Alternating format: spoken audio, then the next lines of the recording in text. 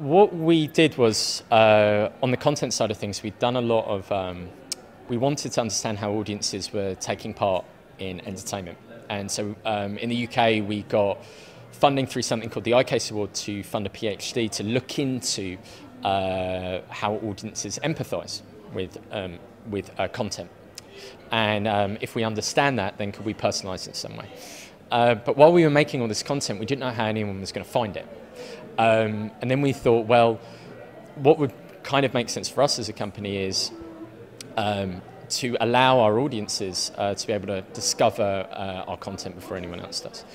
And then we struck upon this huge business model problem, which was we currently spend 10 minutes a day trying to find something to watch, which is about, that's in the UK alone.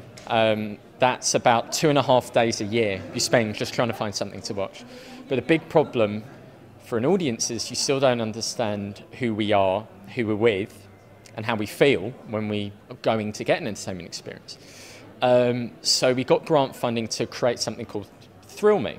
And now Thrill Me's launching at MIPTV, and it'll be showcased here today. It's a discovery service. It allows you to find horror, thriller, and mystery suspense content based on how thrilled you are by it using your face. Okay, so probably the best thing is it's to explain, like, it's Friday night. You don't know what you want to watch, but tonight you know you want to be thrilled. So what you do is you hit Thrill Me. Thrill Me works out who's in the room. It then presents to you 2 trailers from the horror, thriller, and mystery suspense categories.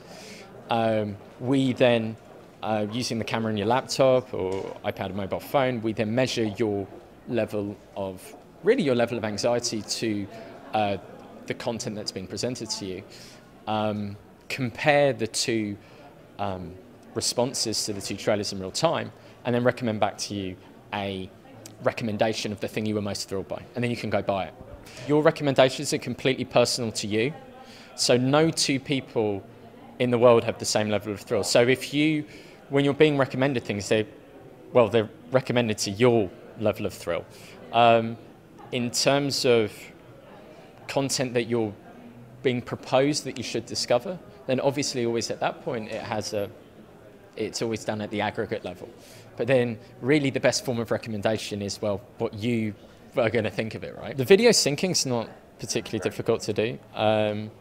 What's more important is you're looking at specific variables in the face. Let's think of it like that.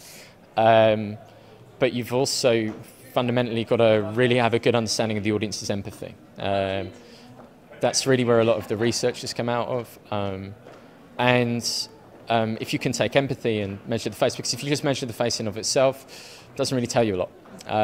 There's a lot of tools that kind of do that already, and they're used amazingly well in market research. But I think you've also got to probably take a step back there and think, what does the audience want from tonight? You know, like, the audience from tonight wants to be thrilled.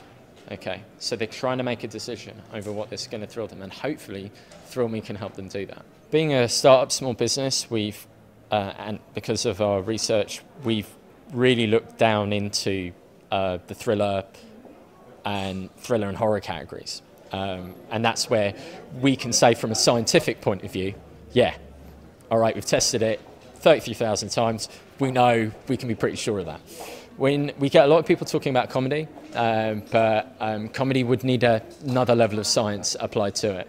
And we think currently that those 2 entertainment propositions, being thrilled or wanting to laugh, are quite, it's understood by an audience what the entertainment proposition will be from that evening.